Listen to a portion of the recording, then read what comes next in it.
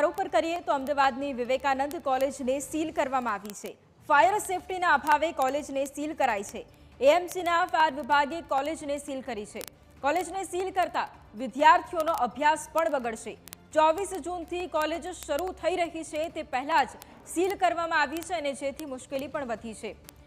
ત્રીજો, ચોથો અને પાંચમો માળ બીયુ પરમિશન ન હોવાથી સીલ કરાયો છે। કોલેજે 1.5 વર્ષ પહેલા બીયુ માટે અરજી કરી છે તેવું આચાર્યએ કહ્યું છે। તંત્રએ કોઈ કાર્યવાહી ન કરી, પરંતુ રાજકોટ અગ્નિકાંડ બાદ હવે કોલેજ સીલ કરાઈ છે તેવું પણ આચાર્ય કહી રહ્યા છે। તંત્રના બેવડા ધોરણ છે। યુપીએસસીની પરીક્ષા માટે કલેક્ટરની મંજૂરીથી કોલેજ કેમ ખોલાઈ? હાલમાં 4000 વિદ્યાર્થીઓનું ભવિષ્ય દાવ પર છે તેવું પણ આચાર્ય કહી રહ્યા છે। ફાયર એનઓસી તો બિલ્ડિંગ પાસે છે, આખા બિલ્ડિંગની આખી પ્રિમાઇસીસની ફાયર એનઓસી છે। બીયુ પરમિશન G+2 ની છે અને 3, 4, 5 નો બિલ્ડિંગ લીગલ છે, પણ બીયુ પરમિશન નથી અને એના માટે સંસ્થાએ ઇમ્પેક્ટ ફીમાં અરજી કરેલી છે જે લગભગ 1 વર્ષ થયું।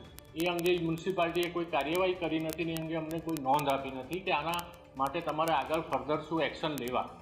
અને તારીખ 30/5 એ લોકો કશું જ કહ્યા વગર બીયુ અને ફાયર અને બીયુ માટે સીલ મારવા આવ્યા। ફાયરની એનઓસી બતાવી એટલે થોડી વાર ગયા અને પછી પાછું બીયુનું કહીને એ લોકોએ સીલ મારી મેઇન બિલ્ડિંગમાં। હવે મેઇન બિલ્ડિંગમાં સીલ મારી છે જ્યાં G+2ની તો હાલની તારીખમાં બીયુ છે, પ્રોબ્લેમ 3rd, 4th ને 5th નો છે, પણ આખા બિલ્ડિંગને સીલ માર્યું।